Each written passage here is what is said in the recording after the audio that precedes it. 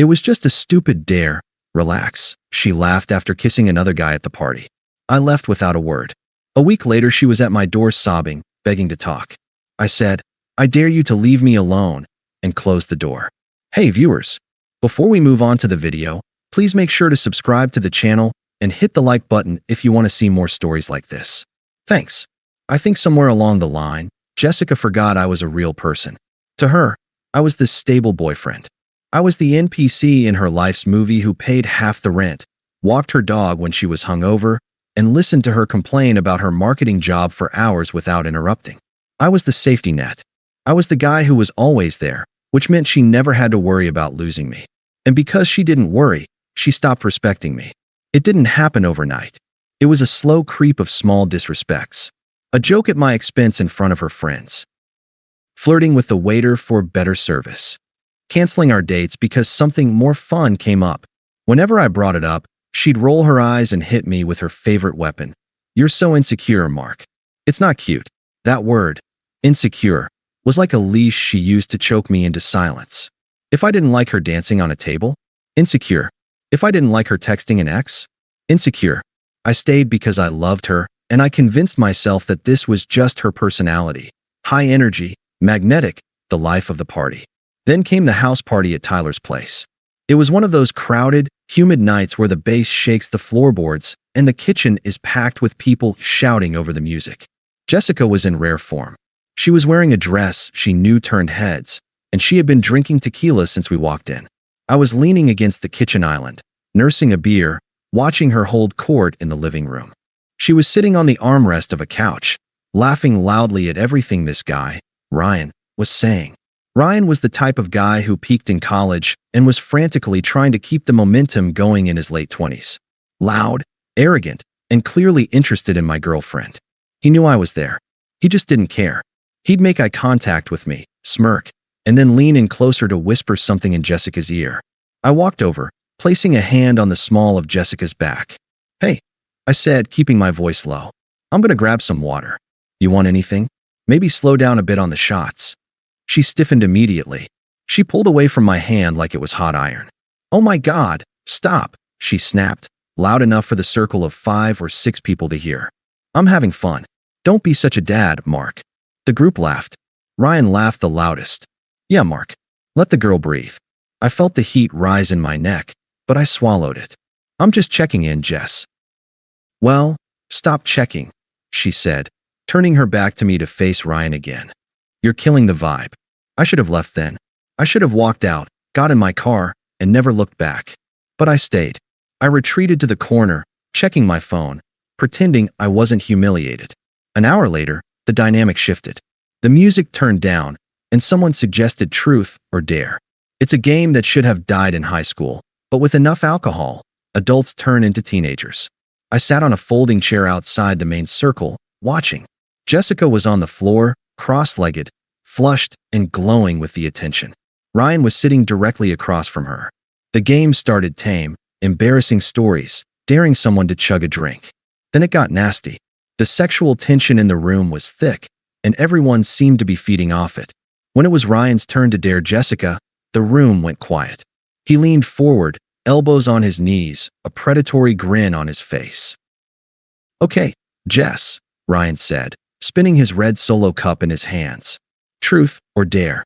"Dare," she said instantly. She glanced at me for a split second, a look of defiance, before locking eyes with him.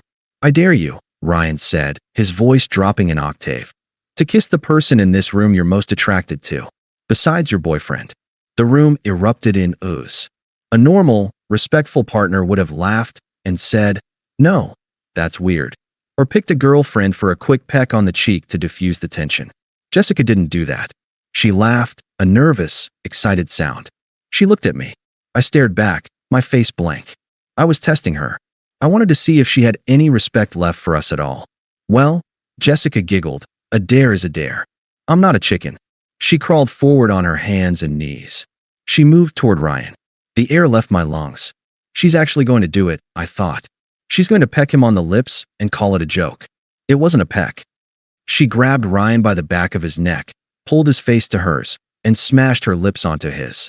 It wasn't funny. It wasn't playful. It was hungry. Her fingers tangled in his hair. He grabbed her waist. They made out, full tongue, heavy breathing, for a solid 10 seconds while the room screamed and cheered. I sat there, frozen. I watched the woman I had been planning to propose to make out with a stranger in front of 20 of our mutual friends. When she finally pulled back, Ryan looked smug. Jessica looked exhilarated. She wiped her mouth, laughing, her face bright red. Then she looked at me. She saw the look on my face. It wasn't anger anymore. It was pure, absolute disgust. Her smile faltered for a second, but she quickly put the mask back on. She waved a hand at me dismissively. "Oh my God, look at his face," she announced to the room, pointing at me. "Relax, Mark. It was just a stupid dare. Don't be such a buzzkill." Ryan chuckled. "Yeah, bro. It's just a game." "It's not a big deal," Jessica added, rolling her eyes. "Don't make this about you." Something snapped in my brain. It wasn't a loud snap. It wasn't a scream. It was the sound of a heavy anchor chain finally breaking, letting the ship drift away. I didn't stand up and flip the table. I didn't punch Ryan in his smug jaw. I didn't scream at Jessica. I realized in that moment that any reaction, any emotion at all, was currency she would use to call me crazy or controlling. She wanted a reaction. She wanted to be the prize two men fought over. I refused to play. I stood up slowly. The room was still buzzing, people whispering and giggling, waiting for the drama. Jessica was watching me, her chin tilted up, daring me to make a scene. I looked at her. I didn't look at Ryan. Just her. I looked at her like she was a stranger I had accidentally made eye contact with on the subway. No love. No hate. Just nothing. Then, I turned around and walked toward the front door. "Mark," Jessica called out. Her voice had a sharp, annoyed edge. "Where are you going? Don't be dramatic." I kept walking. I opened the front door and stepped out into the cool night air. The silence outside was shocking compared to the noise inside. "Mark," she yelled again, louder this time. I heard footsteps behind me, but I didn't stop. I walked to my car, unlocked it, and got in. My phone buzzed as I turned the ignition. A text from Jessica. "Jessica, 11:42 p.m. Are you seriously leaving? You are embarrassing me." It was a game. I didn't reply. I threw the phone onto the passenger seat and drove. We lived together. It was technically my apartment. I was on the lease. She just transferred me rent money whenever she remembered, but her stuff was everywhere. I pulled up to our building. The clock on the dashboard read 11:55 p.m. I knew her habits. She wouldn't leave the party yet. She was too proud. If she left now, she'd look like she was chasing me, and Jessica didn't chase.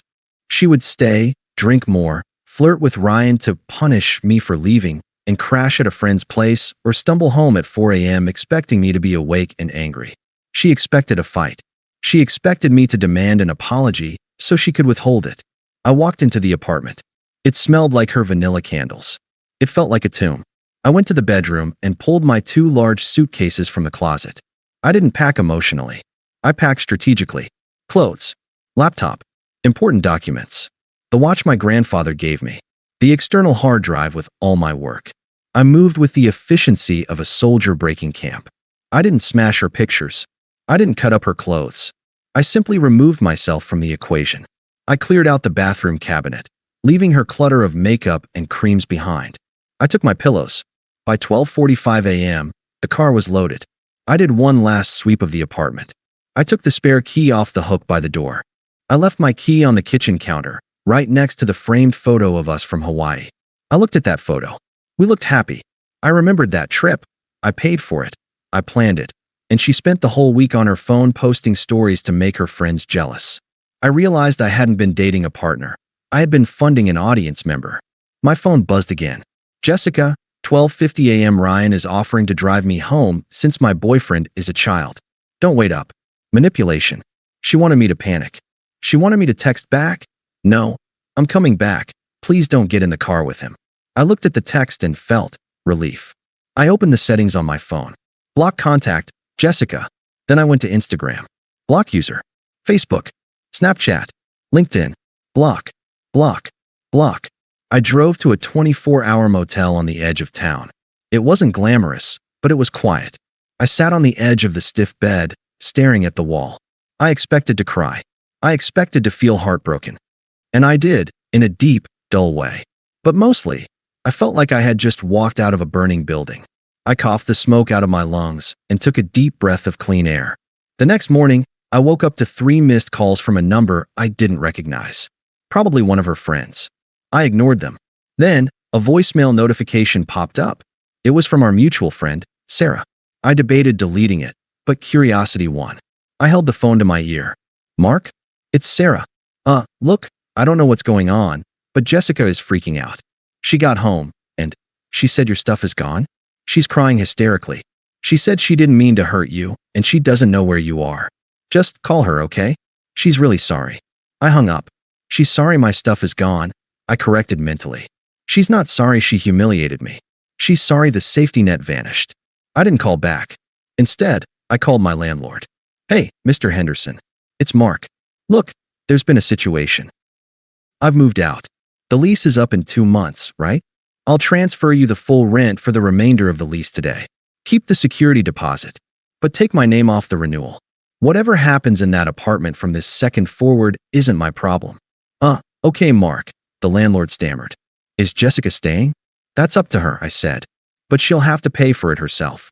I hung up and transferred the money. It was a lot, thousands of dollars I had been saving for a ring. But paying for my freedom was the best investment I could ever make. I was technically homeless, single, and starting over. But as I sat in that diner eating cheap eggs and toast, I realized something important. I had won the game. I had finally stopped playing. But the thing about people like Jessica is that they don't know when the game is over. They think every silence is just a pause before the next round. She didn't realize that I hadn't just paused the game. I had unplugged the console and thrown it in the trash. And she was about to realize just how loud silence could be. The silence lasted for about 3 days. That's how long it took for the shock to wear off and the panic to set in. During those 3 days, I was a ghost. I went to work, I went to the gym, and I went back to the motel. I didn't post on social media. I didn't check her stories. I didn't ask about her. But just because I wasn't looking didn't mean the world stopped turning. Since I had blocked Jessica, she deputized her friends to do her dirty work. In the Reddit world, we call these flying monkeys. People sent by the narcissist to guilt trip the victim back into line. On Wednesday, I walked out of my office building to find Sarah, the friend who had left the voicemail, leaning against my car.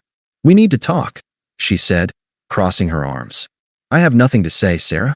I unlocked my car door. You can't just abandon her, Mark. She's a mess. She hasn't eaten in 2 days. She's scared. I stopped and looked at Sarah over the roof of my car. Scared of what? The consequences of her own actions. It was one kiss, Sarah shouted, attracting stares from people walking by. One drunken, stupid kiss. And you left her with the rent. You cleared out the bank account. I took my half of the savings, I corrected calmly. And I paid the rent for the rest of the lease. She has a roof over her head for free for 2 months. Most guys would have left her with the bill. If she can't figure out her life in 60 days, that's not my problem. But she loves you. No, she doesn't, I said. She loves that I pay the bills and fix her car. She loves that I'm safe. But she doesn't respect me. And Sarah? If you were a real friend to her, you'd tell her to grow up instead of coming here to harass me. I got in the car and drove off.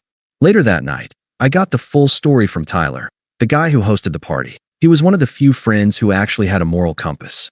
We met for a beer, and he looked uncomfortable. You did the right thing, man, Tyler said, shaking his head. I thought you should know about Ryan. I took a sip of my drink. What about him? He didn't go home with her that night, Tyler said. After you left, Jessica was kind of waiting for him to make a move. She thought they were going to leave together. Ryan laughed in her face. He told her, I don't do drama, and you look like a lot of drama right now.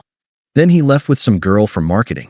I felt a cold, dark satisfaction settle in my chest. So, I said, she torched her 3-year relationship for a guy who rejected her 5 minutes later. Yep, Tyler said. And everyone saw it. She's humiliated, Mark. That's why she's spiraling. It's not just that she lost you. It's that she lost you for nothing. She had gambled everything on a pair of twos, and the house had taken it all.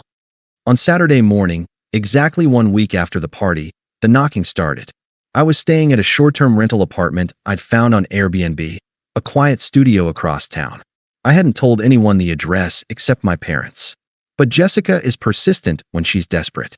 She must have gone to my parents' house and cried until my mom, who has a soft heart, gave up the location. I looked through the peephole. It was her. But it wasn't the Jessica from the party. The glowing, arrogant girl in the red dress was gone. In her place was a woman who looked like she hadn't slept in a week. She was wearing one of my old, oversized hoodies, a calculated move to trigger my nostalgia, and her hair was pulled back in a messy bun. Her eyes were puffy and red. She knocked again, softer this time. "Mark?